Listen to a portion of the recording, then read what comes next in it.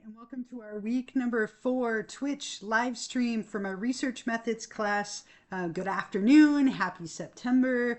I would say it was happy hot weather, but I don't love the hot weather and it's going to be way too hot this week. So I hope everyone is staying cool and doing okay and enjoying the fact that we are 1 month closer to the month of October, which is my favorite. So, and football starts tomorrow, all very exciting things.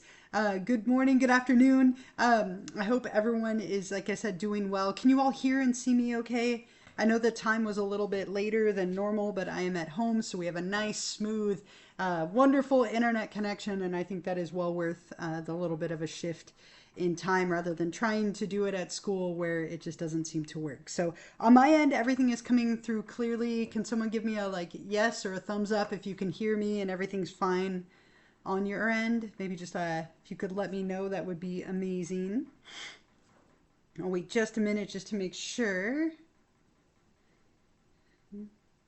Okay, sounds good. All right, thank you, thank you. So let's go ahead and head over to Canvas together. And as I said, we are in week number 4. So right here, we're kind of like almost to the 1/4 mark. We have 17 weeks, so 1/4 of the way through the semester. I want to just give you a couple of quick feedbacks.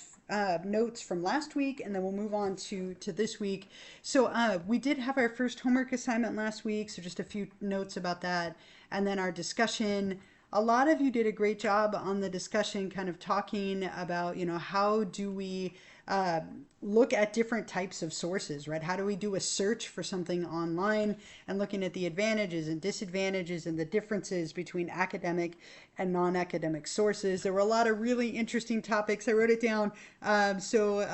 We had a lot of like PTSD, anorexia, and depression. Those were some of the most common topics that people selected. Overall, really nicely done. If you lost points, it was because you didn't quite give me enough information, especially kind of on these last 2 questions. I was looking for a little bit more. And so remember to always elaborate. Don't forget to also do that peer response to get those 2 points, kind of an easy 2 points that you don't want to miss out on. But most of you, wonderful job. Nice job on that discussion. The homework assignment, I was happy to see that so many of you kind of double dipped, as I told you could do. So a lot of you used a similar topic or thread on the homework as you did in the discussion, which I think is fantastic.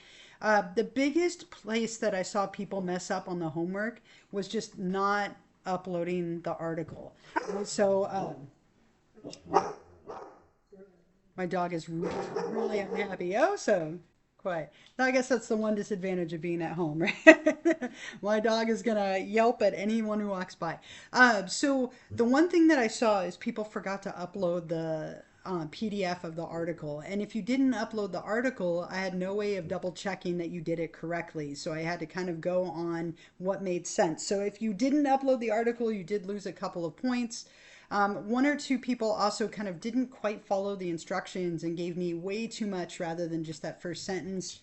Otherwise, most of you did a great job. The whole point of that first homework assignment was to identify the different sections of a paper, and it looked like almost all of you did that really successfully. So nice job.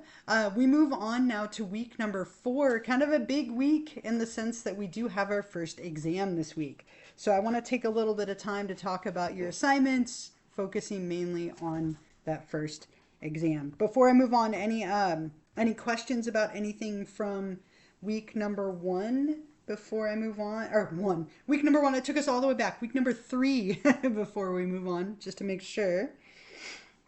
I'm going to wait just a second, otherwise then we'll talk about what we have going on for this week. And of course, if you think of a question later, feel free to throw it in the chat and I will answer it. But this week, I have an assignment for you, which is looking at APA formatting part 1. So we'll have a couple of these during the semester looking at how to use APA. So there isn't necessarily a reading in the book. This one, you just have the lecture. So make sure you read through the summary, the beyond the book stuff here, right? I have kind of a little bit more than usual since that's all you're reading. And then the key terms in review as well. So that is your kind of main assignment for reading this week, is to focus on that APA style formatting in that lecture. You also have my lecture video with PowerPoint slides. So make sure that you read through and watch those, pay attention, take notes, all that kind of stuff. For discussion number 4, this is going to be related to APA formatting. As usual, you have my instructions, my video, and then what I want you to do is read through these 3 scenarios, and you're going to answer these 2 questions. So the first question is, what is APA style, and explain when and why it is used. And the second question is, you're going to read through these scenarios and decide whether or not it's plagiarism, and then explain. So 2 questions: when is APA, what is APA style, when and where is it used, and why? And then reading through these 3 scenarios and telling me whether it's plagiarism or not, and explaining. Don't forget to also reply to a classmate. As you can see, several people have already done this, but you don't want to miss out on those 2 very easy points for that peer response. So please make sure to do that. A couple of you are kind of consistently forgetting that, and I'd hate for those points to add up for you. The other thing that we have this week is we have exam number 1, and I know exams cause people a lot of anxiety, so I want to take a little bit of time to talk about that with all of you.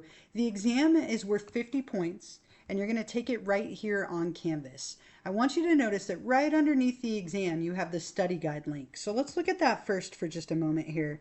And the way that I approach exams is I want you all to do well. I hope that you all do well. I've given you everything that you need to succeed.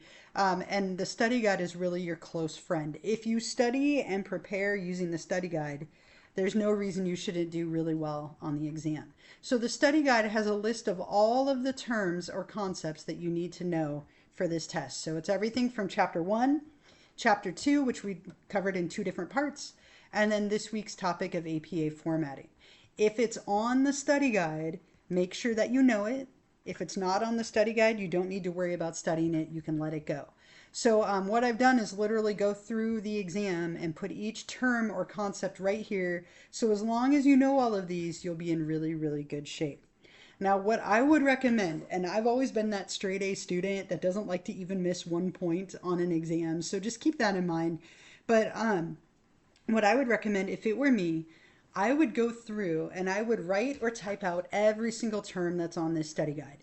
So I would go find them in the book or the lecture video. I would have it all typed or written out in front of me. I'd review it and study it, make sure I understood everything. Then on the exam, you have that right there with you as a resource. So let's say you get right here to circular reporting, and there's a question about that and you don't remember what it is. Rather than having to flip through the textbook, the lecture, trying to go through the lecture video, trying to find it, you have it right in front of you to reference.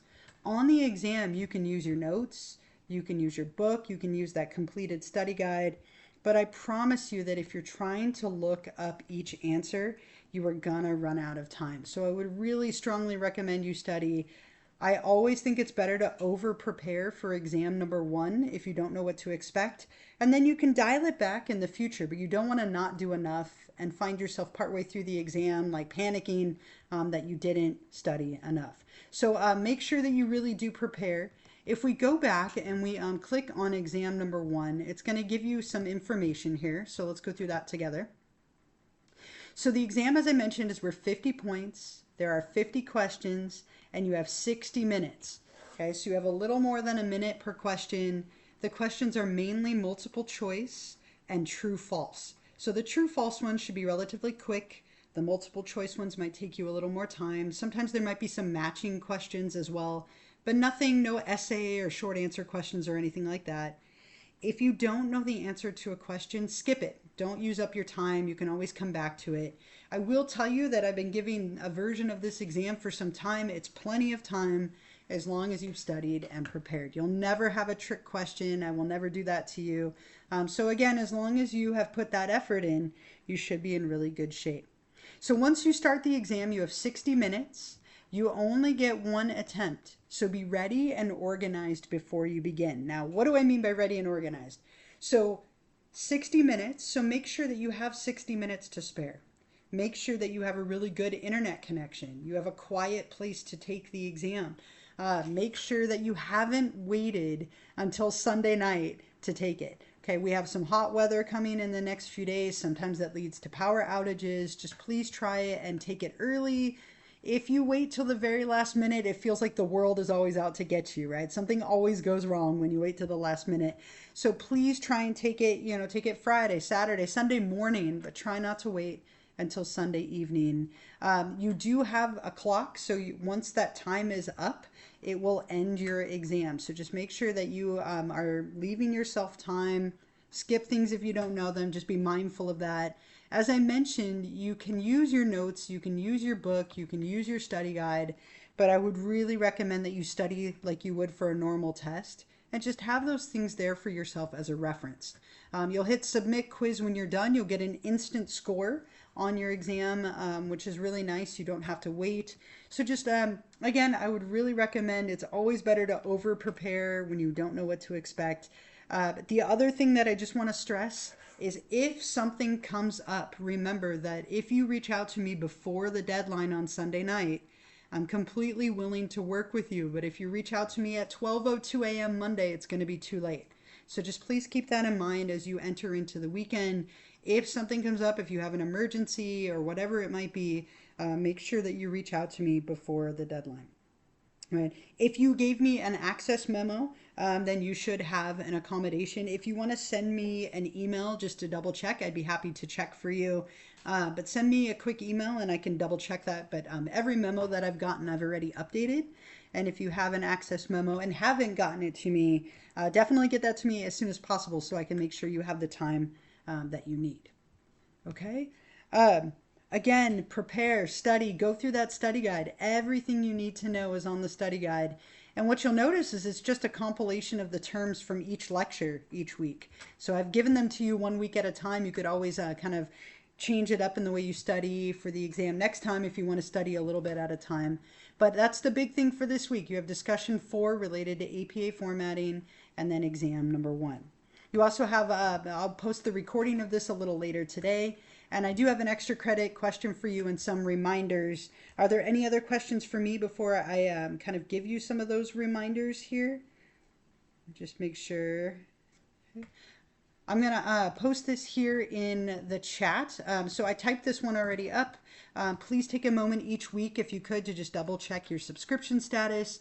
Remember that it's only good for 30 days if you did the free one. So you might notice that you lost the little cake next to your name. If that's the case, you just have to go back and renew it for another 30 days. So if you're watching this later as a recording, make sure you're subscribed, or if you're joining me here, then you can still answer it on Canvas. The other reminder for you, let me put this in the chat. Our next Twitch live stream will be on Wednesday, September 11th at 1:00 p.m. Okay, so I hope you noticed, but I did go through and change the time of all of our live streams to either 1 or 1:15, depending on the day. And I did that on purpose so that I can be home and have a smooth connection with all of you. It was getting really obnoxious at school, having it like cut in and out constantly. I do want to make sure I have this time to connect with you. So I'm going to be doing it from home at 1 or 1:15, depending on the week. So let me give you the extra credit question. And then if you don't have any questions for me, you're welcome to kind of head out. But here is the week number 4 Twitch extra credit question. And this definitely connects to what we're covering this week. I put it in the chat. What does APA stand for, and which edition are we currently using? What does APA stand for, and which edition are we currently using? And when you're ready to answer that, you'll go onto Canvas. And since we're in week 4, you'll click on optional Twitch extra credit number 4. And then up at the top, click on Start Assignment. And then you can type your response. Oops. Maybe. Type your response, hit submit, get your confetti burst, and spaceships. Why not? Right? Confetti burst and spaceships. So make sure that you complete everything from week 4 by this Sunday at 11:59 p.m. Remember to please try not to wait till the last minute. Again, with it being hot, maybe power outages, or like once the winds kick up in September and October, that can sometimes be a problem too. And if anything comes up or you have an emergency, don't forget to reach out to me before the deadline Sunday night. Okay, so I think that's everything that I have for all of you. I'll obviously hang out for a few minutes. If you have any questions, I'm happy to answer them. Otherwise, I hope you have a wonderful week. I hope you all stay cool in this very, very hot weather that we're supposed to have. And thank you all so much for joining me. I'm going to minimize my video, but I will hang out for a few minutes. Thank you all as well. Let me put that in the chat. Thank you too. I'm glad you were all able to join me today.